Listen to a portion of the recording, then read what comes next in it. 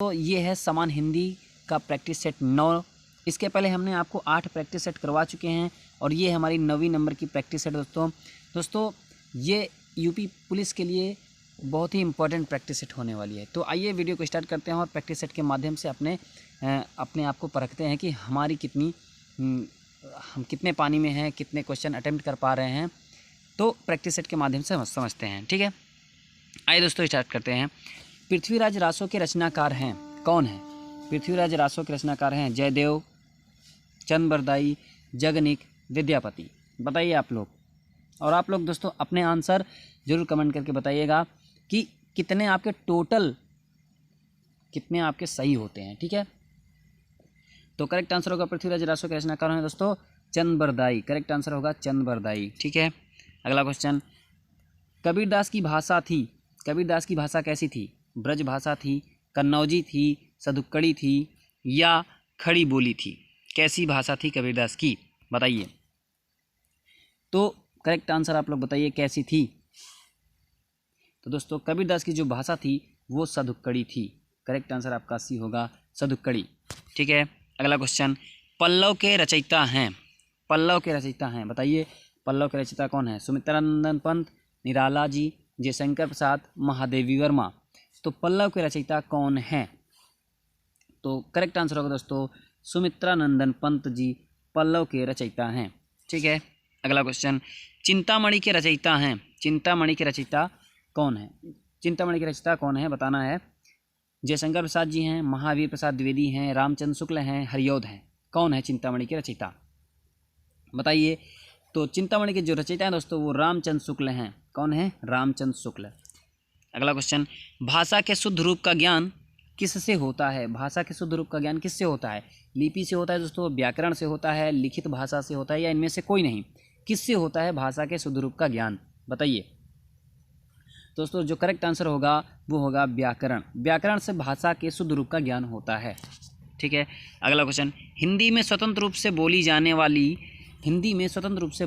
वाली अक्षर क्या कहलाते हैं? दोस्तों हिंदी में स्वतंत्र रूप से बोले जाने वाले अक्षर को क्या कहते हैं? स्वर कहते हैं, संयुक्त अक्षर कहते हैं, व्यंजन कहते हैं या स्वतंत्र ध्वनि कहते हैं? क्या कहते हैं बताइए। 46 का आंसर दीजिए आप लोग, क्या होगा? करेक्ट आंसर होगा ए, स्वर कहते हैं दोस्तों। जो स्वतंत्र रूप से बोली जाने वाली अक्षर को स्वर कहते हैं दोस्तों, ठीक है। और व्यंजन में स्वर की आवश्यकता पड़ती है बोलने के लिए, ठीक है। अगला क्वेश्चन, निम्नलिखित प्रश्नों में से दोस्तों आप लोग क्वेश्चन नंबर पे मत जाइएगा क्योंकि क्वेश्चन नंबर प्रैक्टिस सेट में 41 से शुरू है, तो 41 से आप लोग 80 तक जाता है। 40 क्वेश्चन इसमें लिया गया है, तो इसमें अपना 1-2 नंबर बना लीजिएगा। 40 से वैसे भी 41 में 40 जोड़ेंगे तो 80, 41, 81 पहुँच जाएगा। तो 40 क्वेश्चन आपके हैं, तो आप लोग 40 क्वेश्चन ये मत समझिए कि 40 से कम है, ठीक है। सीरियल पे मत जाइएगा, आप लोग आंसर दीजिएगा।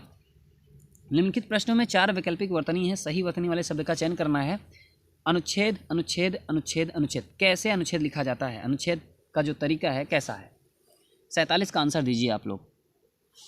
तो जो करेक्ट आंसर होगा दोस्तों अनुच्छेद इस तरीके से लिखा जाता है। करेक्ट आंसर ये होगा सी, अनुच्छेद। उसके बाद 48 का आंसर दीजिए, पूंजीवाद, पूंजीवाद, पूंजीवाद, पूंजीवाद। तो बताइए कैसा पूंजीवाद? पूंजीवाद लिखने का जो सही वर्तनी है बताइए, पूंजीवाद का वर्तनी शुद्ध बताना है, बताइए क्या होगा दोस्तों। जो पूंजीवाद लिखा जाता है वो करेक्ट आंसर आपका बी होगा, पूंजीवाद। इस तरीके से लिखा जाता है पूंजीवाद। अगला क्वेश्चन, निम्नलिखित प्रश्नों में दिए गए शब्दों में प्रयुक्त संधि के प्रकार का चयन करके चयन उसके नीचे दिए गए विकल्पों में से कीजिए। कविश्वर कैसी संधि है? आपको बताना है। जो कविश्वर है वो संधि है, कौन सी संधि है कविश्वर में? तो कविश्वर में कौन सी संधि है? दीर्घ संधि है, गुण संधि है, व्यंजन संधि है या स्वर संधि है? बताना दोस्तों। तो बताइए कौन सा आंसर सही होगा दोस्तों। कविश्वर में करेक्ट आंसर होगा दीर्घ संधि। अगर दीर्घ संधि आंसर न होता तो आप स्वर संधि का आंसर, स्वर संधि लगा सकते थे, लेकिन क्योंकि स्वर संधि के अंतर्गत ही आती है दीर्घ संधि। और दोस्तों स्वर संधि कितने प्रकार की होती है? संधि टोटल 3 प्रकार की होती है, स्वर, व्यंजन और विसर्ग। स्वर कितने प्रकार की होती है? स्वर हमारी 5 प्रकार की होती है। तो कविश्वर में दीर्घ संधि होगा, ठीक है। अगला क्वेश्चन, संसार में कौन सी संधि है बताइए? स्वर संधि है, विसर्ग संधि है, व्यंजन संधि है, इनमें से कोई नहीं है? 50 का आंसर दीजिए आप लोग, क्या होगा? तो दोस्तों संसार में करेक्ट आंसर होगा व्यंजन संधि। संसार में व्यंजन संधि होगा दोस्तों, क्योंकि देखिए समधन सार लिखा जाता है संसार, ठीक है। संधि विच्छेद करेंगे तो समधन सार हो जाएगा, समधन सार। तो करेक्ट आंसर होगा व्यंजन संधि है। संधि विच्छेद का चयन कीजिए। रामायण, रामायण का संधि विच्छेद क्या होगा बताइए? रामाधन अण, रामधन आयन, रामधन अयन, रामाधनयन। 51 का आंसर दीजिए, बताइए क्या होगा? तो करेक्ट आंसर होगा दोस्तों रामधन आयन बराबर रामायण होता है, ठीक है। करेक्ट आंसर आपका सी होगा। अगला क्वेश्चन दोस्तों, नीचे लिखे प्रत्येक वर्ग में दिए गए विकल्पों में से तत्सम का चयन करना है। तत्सम शब्द कौन सा है? चांद, तत्सम बताना है। चांद, चाम, चंद्र, चंद्र, तत्सम शब्द दोस्तों। तद्भव तत्सम आप लोग पढ़े ही होंगे, तो बताइए तत्सम क्या है, तद्भव क्या है? उसी के आधार से आपको तत्सम बताना है। इस 4 विकल्प में से कौन सा तत्सम होगा, कौन सा तद्भव होगा? तो चांद, चाम, चंद्र, चंद्र।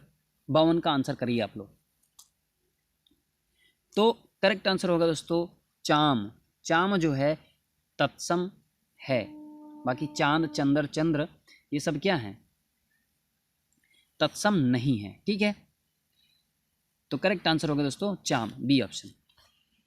अगला क्वेश्चन, छेद, इसमें भी आपको तत्सम ही बताना है।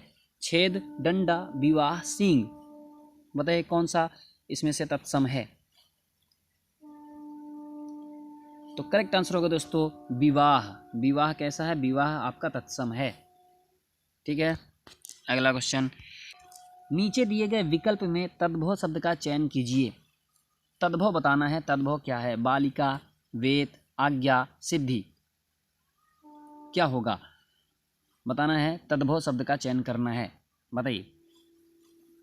बालिका, वेद, आज्ञा, सिद्धि।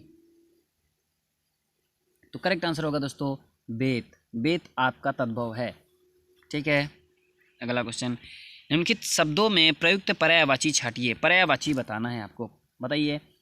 स्वर्ग, स्वर्ग का पर्यायवाची क्या होगा? नरक, ब्रह्मांड, यमलोक या ध्यव, बताइए कौन सा आंसर सही होगा? तो आपका करेक्ट आंसर होगा दोस्तों ध्यव।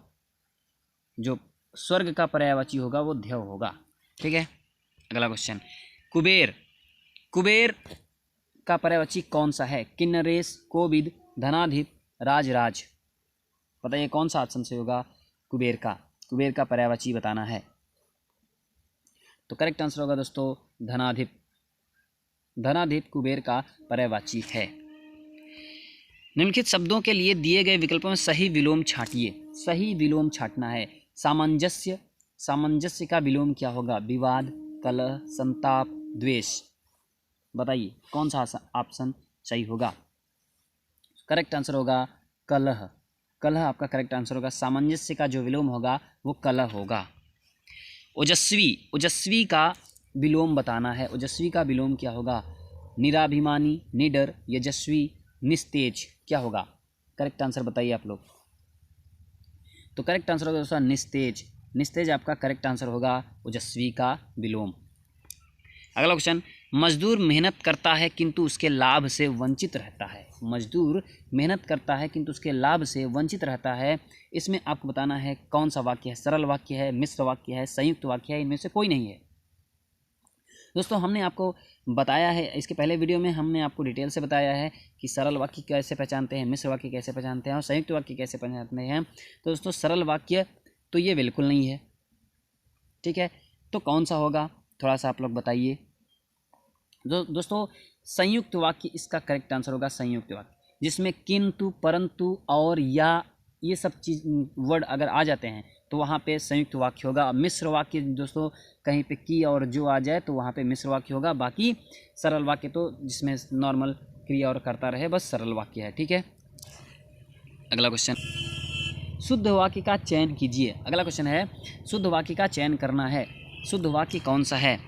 वह दंड देने योग्य है, वह दंड देने योग्य है, वह दंड के योग्य है, वह दंड लेने योग्य है, वह दंड पाने योग्य है। दोस्तों करेक्ट आंसर आपको बताना है, ध्यान से आंसर दीजिएगा। क्योंकि क्वेश्चन सिंपल भले हैं लेकिन लॉजिकल हैं क्वेश्चन हैं। तो करेक्ट आंसर बताइए क्या होगा दोस्तों। दंड के योग्य है, करेक्ट आंसर होगा वह दंड के योग्य है। जब दंड मिल रहा है तो उसमें दंड देने की क्या बात है, देना और लेना ये सब होना ही नहीं चाहिए। दंड मिल रहा है तो दोस्तों दंड के योग्य है, करेक्ट आंसर होगा ये वह दंड के योग्य है। ठीक है, अगला क्वेश्चन मुहावरे लोकोक्तियों से क्वेश्चन है दोस्तों। औंधी खोपड़ी, औंधी खोपड़ी का आपको मुहावरा बताना है। औंधी खोपड़ी का अर्थ क्या है? कुछ निर्णय न कर पाना, मूर्ख होना, किन कर्तव्य विमूढ़ होना, यहाँ पे किन कर्तव्य विमूढ़ होना, इनमें से कोई नहीं। कौन सा ऑप्शन सही होगा? औंधी खोपड़ी। औंधी खोपड़ी का अर्थ बताना है। तो करेक्ट आंसर होगा दोस्तों मूर्ख होना। औंधी खोपड़ी माने मूर्ख होना। ठीक है, करेक्ट आंसर मूर्ख होना होगा। अगला क्वेश्चन कान का कच्चा मुहावरे का क्या अर्थ होगा? कान का कच्चा, कम सुनने वाला, बहरा, कोई बात सुनकर उसे पचा न सकने वाला, शीघ्र विश्वास कर लेने वाला। कौन सा ऑप्शन सही होगा? कान का कच्चा होना, बताइए। तो करेक्ट आंसर है दोस्तों शीघ्र विश्वास कर लेना। शीघ्र विश्वास कर लेना ही कान का कच्चा होना होता है दोस्तों। ठीक है, अगला क्वेश्चन निम्नलिखित प्रश्नों में दी गई रचना के रचयिता के नाम का चयन कीजिए दिए गए 4 विकल्पों में से सही का। गबन, इसमें से गबन किसकी कृति है? श्याम सुंदर दास जी की, रामचंद्र शुक्ल की, मुंशी प्रेमचंद, या इनमें से कोई नहीं? किसका है बताइए, गबन किसकी रचना है? तो दोस्तों गबन जो है वो मुंशी प्रेमचंद की रचना है। करेक्ट आंसर आपका सी होगा। ठीक है, तो मुंशी प्रेमचंद की गबन, गोदाम, ये सब मुंशी प्रेमचंद की हैं। कुरुक्षेत्र, अगला क्वेश्चन दोस्तों कुरुक्षेत्र किसकी रचना है? कुरुक्षेत्र किसकी रचना है? रामधारी सिंह दिनकर, भारतेंदु हरिश्चंद्र, गांधी, केशवदास। तो कुरुक्षेत्र किसकी है ये रचना बताना है। तो करेक्ट आंसर होगा दोस्तों कुरुक्षेत्र जो है वो रामधारी सिंह दिनकर की रचना है। किसकी है? रामधारी सिंह दिनकर। अगला क्वेश्चन दोस्तों रसोई घर में कौन सा समास है? करेक्ट आंसर बताना है। रसोई घर में कौन सा समास है? तत्पुरुष, बहुब्रीहि, द्वंद्व, या अव्ययी भाव समास। बताइए दोस्तों कौन सा समास होगा? दोस्तों रसोई घर अगर संधि विच्छेद करेंगे रसोई का घर या रसोई का घर हो गया, तो यहाँ पे दोस्तों तत्पुरुष समास होगा। कौन सा समास होगा? तत्पुरुष समास। इसमें दोस्तों तत्पुरुष समास में उत्तर पद प्रधान होता है दोस्तों, उत्तर पद। तो इसमें उत्तर पद प्रधान हो गया और पूर्व पद अप्रधान होता है। ठीक है, तत्पुरुष समास होगा। रसोई घर में तत्पुरुष समास है। ठीक है, अगला क्वेश्चन नील गाय में कौन सा समास है? नील गाय में समास बताना है। कौन सा समास है नील गाय में? तत्पुरुष है, अव्ययी भाव समास, कर्मधारय है, या द्विगु। बताइए कौन सा समास होगा? तो करेक्ट आंसर होगा दोस्तों तत्पुरुष समास। तत्पुरुष नील गाय में भी तत्पुरुष समास है। ठीक है, अगला क्वेश्चन दोस्तों निम्नलिखित वाक्यों में या वाक्यांश के लिए एक शब्द बताइए जो आंखों के सामने हो। जो आंखों के सामने हो उसे क्या कहते हैं? प्रत्यक्ष कहते हैं, परोक्ष कहते हैं, अप्रत्यक्ष कहते हैं, या विलुप्त कहते हैं? करेक्ट आंसर बताइए। जो आंखों के सामने हो उसे क्या कहते हैं? 60 का आंसर दीजिए आप लोग। तो करेक्ट आंसर हो दोस्तों प्रत्यक्ष। जो आंखों के सामने हो उसे हम प्रत्यक्ष बोलते हैं। क्या बोलते हैं? प्रत्यक्ष बोलते हैं। जंगल में लगी आग को क्या कहते हैं?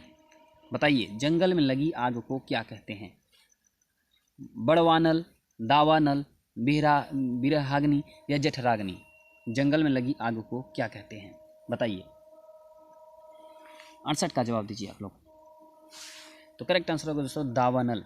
दावानल बोलते हैं। जंगल में लगी आग को दावानल बोलते हैं। ठीक है, अगला क्वेश्चन दोषहर्ता में प्रत्यय का चयन कीजिए। दोषहर्ता में कौन सा प्रत्यय है? दोषहर्ता में प्रत्यय बताना है। प्रत्यय क्या है? हर्ता, हर, हत, हारी। प्रत्यय क्या होता है? वे शब्दांश जो शब्द के अंत में लग करके शब्द का अर्थ बदल देते हैं उन्हें कहते हैं प्रत्यय। ठीक है, तो दोषहर्ता में कौन सा प्रत्यय है दोस्तों? बताइए दोस्तों। करेक्ट आंसर होगा हर्ता। दोष प्लस हर्ता, तो इसमें हर्ता प्रत्यय लगा हुआ है। उपसर्ग बताना है। उपसर्ग का प्रयोग होता है।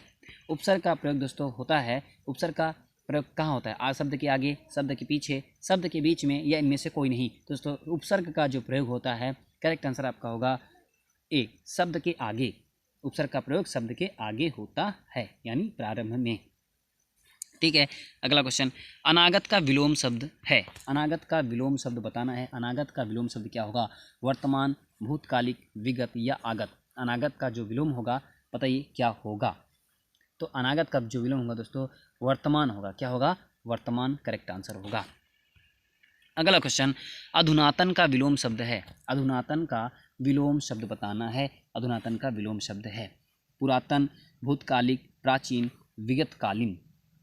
तो 72 का आंसर करिए आप लोग। अधुनातन का विलोम क्या होगा? दोस्तों अधुनातन का जो विलोम होगा वो होगा पुरातन। करेक्ट आंसर पुरातन। ठीक है, अगला क्वेश्चन, नीचे दिए गए वाक्य के 4 खंड ABCD दिए गए हैं। असत्य खंड का चयन कीजिए।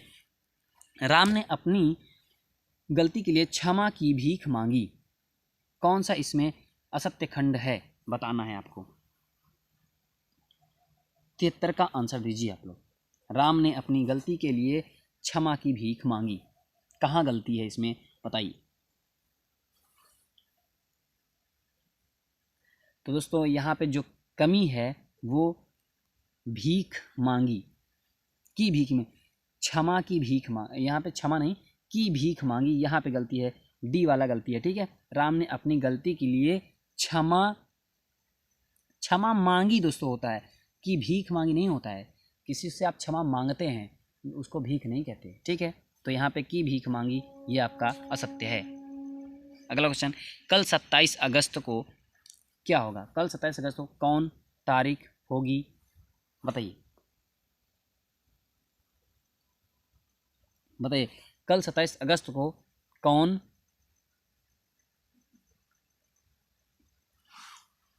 दोस्तों यहाँ पे जो 74 का डी है वो मिसप्रिंट हुआ है। क्या होगा? यहाँ पे मिसप्रिंट हो गया है। तो कल 27 अगस्त को कौन तारीख होगी, इसमें कर लीजिएगा इनमें से कोई नहीं, इनमें से कोई नहीं कर लीजिएगा, या इसको छोड़ दीजिएगा, इनमें से कोई नहीं को, ये ऑप्शन खाली रखिएगा। कल 27 अगस्त को कौन तारीख होगी, इसमें आपको बताना है कौन सा गलत है। कल 27 अगस्त को तो करेक्ट आंसर होगा कौन। इसमें ए ऑप्शन जो है त्रुटि है, ये असत्य खंड है। तो कल 27 अगस्त को कौन, ये गलत होगा। ठीक है, अगला क्वेश्चन, अंधेर नगरी का अर्थ है। अंधेर नगरी का अर्थ बताना है। राज्य विहीन जगह, जहाँ अंधेरा हो, जहाँ छोटे बड़े का ख्याल न रखा जाता हो, अन्याय की जगह बताना है। 75 का करेक्ट आंसर बताइए क्या होगा? अंधेर नगरी। अंधेर नगरी वाला कहावत तो आप लोग सुने होंगे, तो 75 का आंसर करिए क्या होगा। तो करेक्ट आंसर होगा तो राज्य विहीन जगह। राज्य विहीन जगह होता है अंधेर नगरी का अर्थ। ठीक है, अगला क्वेश्चन, अगला क्वेश्चन है दोस्तों, बड़े बड़ाई ना करें, बड़े बड़ाई ना करें, बड़े न बोले बोल, रहीमन हीरा कब कहे, लाख टका मेरो मोल। रहीम द्वारा लिखित इन पंक्तियों में बड़े प्रयोग जिस रूप में हुआ है वह है, बड़े बड़ाई जो प्रयोग हुआ है वो जिस रूप में हुआ है वह क्या है? बड़े बड़ाई क्या है आपका? संज्ञा है, थोड़ा सा छोटा और कर लेते हैं, क्या है? विशेषण है, संज्ञा है, सर्वनाम है, या क्रिया विशेषण है बताइए क्या है। तो बड़े बड़ाई ना करें, तो यहाँ पे एक प्रकार से देखिए ये संज्ञा क्या काम कर रहा है, बड़े बड़ाई ना करे, बड़े न बोले बोल, रहीमन हीरा कब कहे, लाख टका मेरे मोल। तो यहाँ पे संज्ञा करेक्ट आंसर होगा आपका। संज्ञा, संज्ञा का जगह है, बड़े जो बड़े शब्द हैं, बड़े शब्द प्रयोग जो हुआ है वो संज्ञा की जगह प्रयोग हुआ है। ठीक है, संज्ञा। अगला क्वेश्चन, इन प्रश्नों में प्रत्येक में 4 शब्द दिए गए हैं, जिनमें से 3 अनेकार्थक शब्द की श्रेणी में आते हैं। जो शब्द इस श्रेणी में नहीं आता वह आपका उत्तर है। तो बताइए इन 3 अनेकार्थक शब्द की श्रेणी में आते हैं, एक अभिन्न है, तो वही को बताना है कौन सा है। तो 77 का आंसर कीजिए, सजा, बल, शक्ति, सेना। तीन एक जैसे हैं, एक अभिन्न है, उसी अभिन्न को बताना है, अभिन्न को बताना है। बताइए क्या होगा दोस्तों? करेक्ट आंसर होगा शक्ति। शक्ति से बाकी सब अलग है। सजा हो गया, बल, सेना, सब एक श्रेणी में आते हैं, बाकी शक्ति अलग चीज है। अगला क्वेश्चन, तात, पूज्य, पिता, मोती। तात, पूज्य, पिता, मोती, इसमें से तीन एक जैसे हैं, एक अभिन्न है, उसी अभिन्न को बताना है। बताइए क्या होगा? तात, पूज्य, मोती। दोस्तों पिता यहाँ पे बिल्कुल अलग दिख रहा है, तो पिता इसका करेक्ट आंसर होगा। पिता अलग है बिल्कुल, ठीक है। बाकी तात, पूज्य, मोती एक जैसे दिख रहे हैं। अगला क्वेश्चन, नीचे दिए गए वाक्यों में रेखांकित शब्द का अर्थ क्या होगा? रेखांकित शब्द का अर्थ पूछ रहा है। सब्ज बाग दिखाकर निशित ने कपिल से 1000 रुपये ठग लिए। ठीक है, सब्ज बाग दिखाकर निशित ने कपिल से 1000 रुपये ठग लिए। यहाँ आपको बताना है जो सब्ज बाग है इसका मतलब क्या होता है। घुमाने ले जाना, बाग का हरियाली दिखाना, प्रकृति निरीक्षण करना, झूठा आश्वासन देना, क्या होगा बताइए? तो दोस्तों सब्ज बाग दिखाकर निशित ने कपिल से 1000 रुपये ठग लिए माने झूठा आश्वासन देना। दोस्तों करेक्ट आंसर सब्ज बाग दिखाना माने झूठा आश्वासन देना। अगला क्वेश्चन, एकाएक प्रधानाचार्य को आया देखकर आपस में विद्यार्थी हक्का बक्का हो गए। आपस में यहाँ पे मिसप्रिंट हुआ है थोड़ा सा।